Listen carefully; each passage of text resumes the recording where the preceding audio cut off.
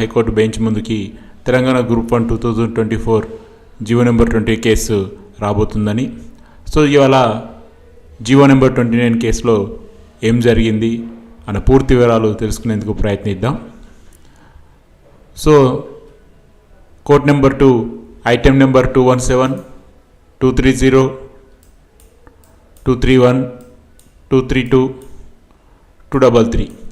So ఈ ఓవరాల్గా ఈ 5 కేసులు కూడా ఇవాళ గౌరవ న్యాయస్థానం ముందుకు రావడం జరిగింది.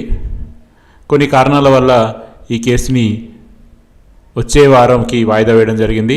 అంటే మనకి డిసెంబర్ 3వ తారీఖు రోజున ఇవి గౌరవ బెంచ్ ముందుకైతే విచారణకి రాబోతున్నాయి.